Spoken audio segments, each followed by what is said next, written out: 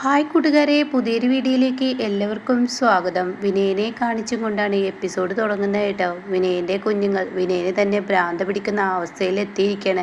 അവരുടെ കരച്ചിൽ വിനയനെ വല്ലാതെ അസ്വസ്ഥമാക്കുകയാണ്. ആ സമയമാണ് ലതികയിൽ ലംബോദരൻ വന്ന് പറയുന്നത്, മോനെ നിൻ്റെ മക്കൾക്ക് തീരെ സുഖമില്ല, നീ ആ കുഞ്ഞുങ്ങളെ അറ്റ്ലീസ്റ്റ് ഒന്ന് ഡോക്ടറെ കാണിക്കുക എന്ന് പറഞ്ഞുകൊണ്ട് തന്നെ അവിടെ പറയാണ്, അവറ്റങ്ങളെ ഞാൻ ഈ വീടിൻ്റെ പുറത്ത് കടത്തില്ല, പുറത്ത് കടത്തിയാൽ പിന്നെ ഓരോരുത്തരുമായി ചോദ്യം പറച്ചിലും വരലൊക്കെ ആവും എന്ന് പറയട്ടോ. അത് കേട്ടോടെ തന്നെ ലതിക പറയണേ, ഏതാ നീ ഇത്ര ക്രൂരനാവാൻ പാടില്ല, അവർക്ക് പനിക്കുന്നുണ്ട്, അവരെ ഒന്ന് ഡോക്ടറെ കാണിക്കുക, അവരുടെ പനിക്കുന്നുണ്ടെങ്കിൽ അവർക്കുള്ള മരുന്ന് ഇവിടെയുണ്ട്, അതങ്ങ് കൊടുത്താൽ മതി. അപ്പോഴേക്കും ലംബോദരൻ, എന്താടാ നീ ഇങ്ങനെയൊക്കെ കാണിച്ചു കൂട്ടുന്നത്, നിന്നെ ഞങ്ങൾ വളർത്തിയത് ഇങ്ങനെയാണോടാ, എന്തിനാ നീ ഇങ്ങനെയൊക്കെ ചെയ്യുന്നത്, എനിക്ക് ഇങ്ങനെ ആവാനേ പറ്റുള്ളൂ, ഇവറ്റങ്ങളാണ് ആകെ ഒരു പിടിവള്ളി, ഇവറ്റങ്ങൾ എൻ്റെ കയ്യിൽ നിന്ന് വിട്ടുകളഞ്ഞാൽ എൻ്റെ ആൺകുഞ്ഞിനെ എനിക്ക് കിട്ടില്ല, എൻ്റെ പൊന്നുമോൻ ഇങ്ങോട്ടേക്ക് വരിക എന്നുള്ള വാക്കുകളൊക്കെ ആയിട്ടോ. അങ്ങനെ വിനയൻ്റെ ആ വൃത്തികെട്ട സംസാരം കേൾക്കുമ്പോൾ ലതികയ്ക്കും ലംബോദരനും തൻ്റെ മകനാണെന്ന് പറയാൻ പോലും കഴിയാത്ത ആ അവസ്ഥയിൽ നിൽക്കുന്നു കേട്ടോ. ഇതേ സമയം അമ്പിളിയാണ് കാണിക്കുന്നത്. രഘു ഓട്ടം കഴിഞ്ഞ് വന്നിരിക്കുകയാണ്, നല്ല ക്ഷീണിതനാണ്. അങ്ങനെ അമ്പിളി ഓടിങ്ങുന്നു, രഘുവട്ട എന്തായി, എനിക്ക് നല്ല ക്ഷീണമുണ്ട്. ഇത് കേട്ട ഉടനെ തന്നെ, അല്ല നീ എന്താ ഇത്ര പെട്ടെന്ന്, അതെ ചിരുവും ദയൊക്കെ ഇവിടെ വന്നിട്ടുണ്ട്, ആണോ, ദയ വന്നത് ഞാൻ കണ്ടു, ആ ചിരുവും വന്നിട്ടുണ്ട്, അമ്മാവൻ അച്ഛൻ പോയി കൂട്ടിക്കൊണ്ടുപോവാ, എന്തെങ്കിലും പ്രശ്നമുണ്ടോ, അതൊന്നും എനിക്കറിയില്ല, എന്തൊക്കെ പൊട്ടലും ചീറ്റലും ഉണ്ടെന്ന് തോന്നുന്നു, പക്ഷേ പ്രശ്നം എന്താണെന്ന് ഞാൻ ചോദിക്കാനൊന്നും പോയില്ല, രഘുവേട്ടന് ചോദിക്കാൻ പോകണ്ട, എന്തായാലും രഘുവേട്ടൻ പെട്ടെന്ന് കുളിക്ക്, ഞാൻ അപ്പോഴേക്കും ചായ ഇടാം, അപ്പോഴേക്കും ഈ വണ്ടിയൊക്കെ കഴുകിയിടട്ടെ, കാരണം രഘുവേട്ടനെ നാളെ ഓടേണ്ടതല്ലേ, എന്തായാലും അപ്പോഴേക്കും ഞാൻ കഴുകിയിടാം, പെട്ടെന്ന് ചായ ഇടുക എന്ന് പറഞ്ഞിട്ട് അകത്തോട്ട് ചെല്ലുമ്പോൾ അവിടെ ചീരുവും ദയ ഇരിക്കുന്നുണ്ടാവും കേട്ടോ. ചീരുവിനെ കാണുന്ന രഘു ഒരാങ്ങളെ പോലെ തൊട്ടരികത്ത് ചീരുവിൻ്റെ അടുത്ത് ചെന്നിട്ട് ചോദിക്കുകയാണ്, ചീരു നിനക്ക് എന്ത് പറ്റിയടി, നീ എന്തിനാ അങ്ങോട്ടേക്ക് വന്നത്, വിനയനുമായി വീണ്ടും തല്ലുകൂടിയോ, നിന്നെ അമ്മാവൻ ഇങ്ങോട്ടേക്ക് വിളിച്ചു കൊണ്ടുവന്നതാണോ എന്ന് ചോദിച്ചോടെ തന്നെ, അച്ഛൻ എന്നെ ഒരിക്കലും വിളിച്ചു കൊണ്ടുവന്നതല്ല, ഞാൻ ആ വീട്ടിൽ നിന്ന് ഇറങ്ങിയതാണ് എന്നുള്ള സത്യം പറയുമ്പോൾ ഇപ്പുറത്ത് അമ്പിളിയെ കാണിക്കുന്നുണ്ട്. അമ്പിളി കഥകളൊന്നും കേൾക്കാതെ അമ്പിളി വണ്ടി കഴുകിക്കൊണ്ടിരിക്കുകയാണ് കേട്ടോ. തനിക്ക് വരുമാനം ഉണ്ടാക്കണം എന്നുള്ള ആ ഒരൊറ്റ ചിന്തയുള്ള അമ്പിളിക്ക് കുടുംബാംഗങ്ങൾ എന്നുള്ള ആ ചിന്തയൊന്നും അമ്പിളിയിൽ ഇല്ല കേട്ടോ. അത്രയും വെറുപ്പിക്കുന്ന കാട്ടലുകൾ അനിയത്തിമാർ കാട്ടിയത് കൊണ്ട് തന്നെ അമ്പിളിക്ക് അങ്ങനെ ഒരു തോന്നലില്ലാതായി പോയിരിക്കുന്നു കേട്ടോ.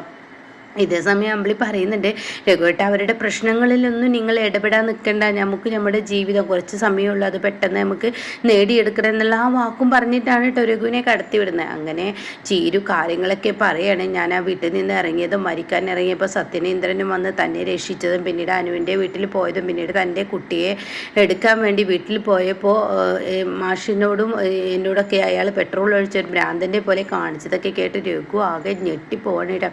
ഈ സമയം രഘു പറയണേ, എന്താണ് ചീരു, എന്ത് അസംബന്ധമാണ് നിങ്ങൾ കാണിച്ചത്, എന്നെ വിളിച്ചിട്ട് വേണ്ടേ അവൻ്റെ മുന്നിലോട്ട് പോവാൻ, ആരെ വിളിച്ചു പോയാലും രഘുവേട്ട അയാൾ ഇങ്ങനെയൊക്കെ തന്നെ ചെയ്യും, എൻ്റെ കുഞ്ഞുങ്ങളെ എൻ്റെ കൈകളിൽ കിട്ടില്ല, കാരണം എന്താണെന്ന് അറിയോ, അയാളുടെ ഭ്രാന്ത് പിടിച്ച സ്വഭാവം, ഭ്രാന്തനായ അയാളുടെ മുന്നിലോട്ട് ഒരാൾക്കും പോകാൻ കഴിയില്ല, അത് നിൻ്റെ തോന്നലാണ് ചീരു, അത് നിനക്ക് മാത്രം ഉണ്ടാവുന്ന തോന്നൽ, അവനെ ഒരു പ്രാവശ്യം ഞാൻ ഈ കേസിൽ നിന്ന് രക്ഷിച്ചെടുത്തതാണ്, ആർച്ചയെ കാണാതായപ്പോൾ ആർച്ചയുടെ കേസിൽ.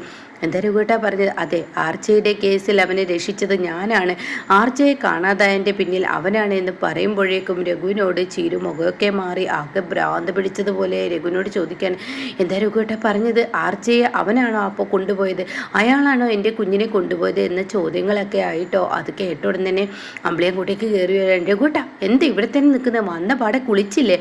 അത് കേട്ട അമ്പിളി ഇങ്ങനെ ഞെട്ടി നിൽക്കണം, എടി നീ അല്ല സോറി ചീരു ഇങ്ങനെ ഞെട്ടി നിൽക്കണം. അപ്പോൾ ഈ സമയം രഘു പറയുന്നുണ്ട്, എടി നീ ചിരുവിൻ്റെ കഥകളൊക്കെ അറിഞ്ഞു, അവിടെ ഇവിടെയും തൊടാൻ ഞാൻ കഥകളൊക്കെ അറിഞ്ഞു, ആരും എന്നോട് പറഞ്ഞില്ല, ഞാൻ ചോദിച്ചില്ല, രഘുട്ടൻ പോയി കുളിക്കും, നമുക്ക് നമ്മുടെ ബിസിനസ് കാര്യങ്ങൾ ഇതൊക്കെ നോക്കി നടന്ന, രഘുട്ടൻ പെട്ടെന്ന് കുളിച്ചു, അപ്പോഴേക്കും ഞാൻ ചായ ഇടാന്ന് പറഞ്ഞ് ഉന്തിത്തള്ളി രഘുവിനെ പറഞ്ഞേക്കുമ്പോൾ ചിരു ഒരു തരം മരവിച്ചതുപോലെ നിൽക്കുന്നു കേട്ടോ. എന്നാൽ ഈ സമയം ഒന്നും അറിയാതെ അമ്പിളി അകത്തോട്ട് ചായ ഇടാൻ വേണ്ടി പോവുകയാണ്. പക്ഷെ അമ്പിളി പോകുന്ന പോക്കിൽ ഒരു നോട്ടം ചിരുവിനെ നോക്കുന്നുണ്ട്, കാരണം ഇതൊക്കെ നീ അർഹിക്കുന്നുണ്ട്, കാരണം രഘുവിൻ്റെയും അമ്പിളിയുടെയും വില അറിഞ്ഞിരുന്നില്ല, എന്ത് പ്രശ്നമുണ്ടെങ്കിലും ഓടിക്കൊണ്ട് വന്നിരുന്ന ആളായിരുന്നു രഘു അമ്പിളി, അത് ചിന്തിക്കാൻ വേണ്ടി തന്നെയാണ് കേട്ടോ അമ്പിളി ഈ കളികളെല്ലാം കളിക്കുന്നത്, എല്ലാം അറിഞ്ഞിട്ടും ഇതിന് നിൽക്കുന്ന കേട്ടോ. എന്നാൽ ഈ സമയം ഇങ്ങനെ സുശീലയാണ് കാണിക്കുന്നത്. സുശീലയുടെ അടുത്തോട്ട് സത്യം കയറി വരികയാണ്. സത്യനെ കണ്ടവിടെ തന്നെ, എടാ നിൻ്റെ ഭാര്യയുടെ വയറ്റിലുള്ള ആ കുഞ്ഞിനെ നീ കളഞ്ഞോ, ആ സന്തതിയെ നീ കളഞ്ഞോ? ഇല്ല, കളഞ്ഞില്ല. അതെന്താടാ? എൻ്റെ കുഞ്ഞിനെ കളയാനല്ല ഞാൻ ജന്മം നൽകിയത്, അതിനെ ഭൂമിയിലോട്ട് കൊണ്ടുവരാനാണ്. എൻ്റെ കുഞ്ഞ് എനിക്ക് വേണമെന്ന് പറയണേ. എടാ നീ എന്ത് വൃത്തികെട്ട കാര്യമാണ് ഈ പറയുന്നത്? ആ കുഞ്ഞ് നിൻ്റെ ഭാര്യയുടെ വയറ്റിൽ ജന്മം കൊണ്ടപ്പോൾ തന്നെ എനിക്ക് എന്തെല്ലാം പ്രശ്നങ്ങൾ കണ്ടു. ഇനിയിപ്പോൾ അത് മാത്രമല്ല, ആ കുഞ്ഞ് പിറന്നു വീണാൽ അത് ചാപ്പിള്ളയായിട്ട് എന്താണെങ്കിലും ഞാൻ സഹിച്ചു. എൻ്റെ ഭാര്യ ഇനി ഈ വീട്ടിലോട്ട് വരില്ല. അവളുടെ പ്രസവം കഴിയുന്നത് വരെ അവൾ അവിടെ ഉണ്ടാവും. അത് കഴിഞ്ഞ് ഞാൻ കൊണ്ടുവരും. ആഹാ, നീ എന്നെ തോൽപ്പിക്കാൻ ഇറങ്ങിയിരിക്കുകയാണോ? അത് കേട്ട് ഇന്ദ്രൻ പറയണേ, അമ്മേ ഇക്കാര്യത്തിൽ അമ്മയുടെ കൂടെ എനിക്ക് നിൽക്കാൻ കഴിയില്ല. അമ്മ എന്തിനാ ഈ വാശിക്ക് നിൽക്കുന്നത്? ഇത് ഇവൻ്റെ കുഞ്ഞാണ്, ഇവന് ആദ്യമായി ജനിക്കുന്ന കുഞ്ഞാണ്, അതിനെയൊക്കെ നശിപ്പിക്കുക എന്ന് പറയുന്നത് അമ്മയോട് യോജിക്കാൻ എനിക്ക് കഴിയില്ല. എടേ ഇന്ദ്ര, അതിൻ്റെ ഭവിഷ്യത്ത് ഏത് ജോത്സ്യന് ആരെന്ത് പറഞ്ഞാലും ശരി, അതൊന്നും നടക്കാത്ത കാര്യമാണ് എന്ന് പറയുന്നിട്ടോ. ഇതേസമയം സോന, ആഹാ നിങ്ങളെല്ലാവരും വന്നപാടെ ഇവിടെ നിൽക്കുകയാണോ? നിങ്ങൾക്കൊന്നും ഭക്ഷണം കഴിക്കണ്ടേ? അത് കേട്ട ഉടനെ സുശീല പറയണേ, അത് കേട്ട സത്യം പറയണേ, എനിക്ക് ഭക്ഷണം വേണ്ട, ഞാൻ പ്രതിഭയുടെ വീട്ടിൽ നിന്ന് ഭക്ഷണം കഴിച്ചു. അത് കേൾക്കുന്ന സുശീലക്ക് എല്ലാം മനസ്സിലായി. ഉടനെ സുശീല പറയണേ, എടി എനിക്കുള്ള ഭക്ഷണം നീ എടുത്തു വെച്ചേക്ക്, കഴിക്കാത്തവർ കഴിക്കട്ടെ, ഞാൻ കഴിക്കുമെന്ന് പറയട്ടെ. അത് കേൾക്കുന്ന സോനയ്ക്കും സത്യനും ഇന്ദ്രനും ഒക്കെ ചെറിയൊരു ചിരി വരുന്നുണ്ട് കേട്ടോ. കാരണം നിരാഹാരം നടത്തിയിരുന്ന സുശീല ഇപ്പോൾ ഭക്ഷണം കഴിക്കാൻ ഓടുന്നത് കണ്ടിട്ട് കേട്ടോ. പിന്നീട് പ്രതിഭയാണ് കാണിക്കുന്നത്. പ്രതിഭ ഇങ്ങനെ തൻ്റെ വീട്ടിൽ നിൽക്കുമ്പോൾ സുധൻ്റെ അടുത്തോട്ട് ഇങ്ങനെ പ്രതിഭയുടെ അമ്മ ചെന്നിരിക്കുകയാണ്. അപ്പോൾ അമ്മ പറയാണ്, അല്ല കാര്യങ്ങളൊക്കെ ആകെ കൈവിട്ട് പോവുകയാണല്ലോ.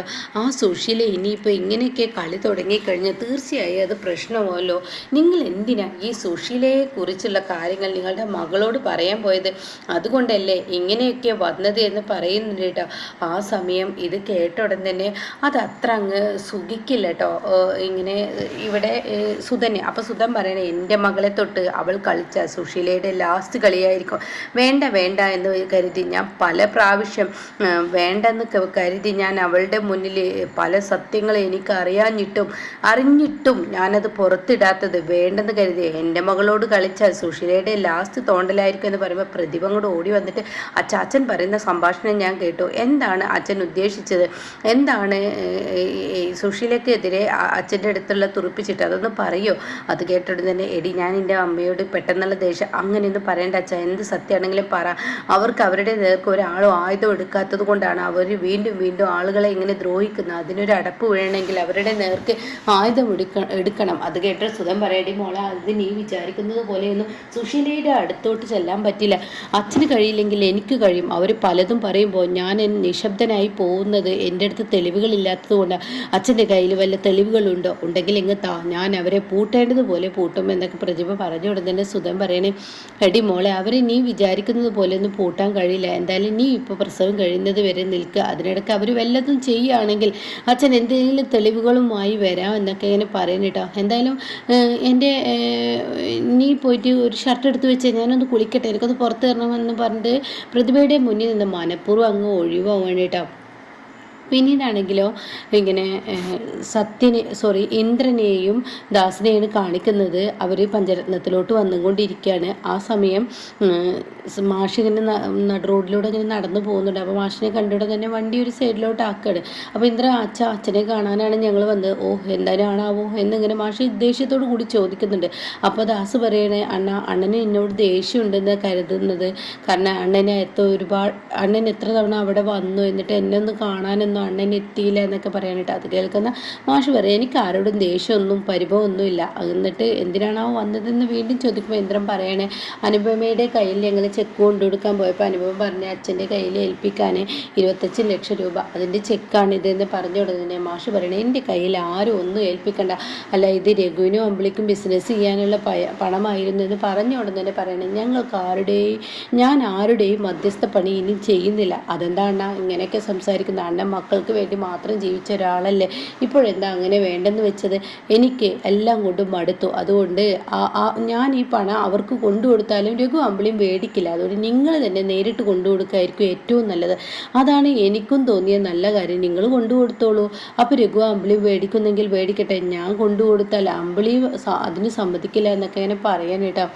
ഇതിനിടയ്ക്ക് രഘുവിനോട് ദയ പറയുന്നുണ്ട്. ഇപ്പോൾ അമ്പിളി ചേച്ചി വരച്ച വരയിലാണല്ലോ രഘുവേട്ടൻ്റെ ജീവിതം.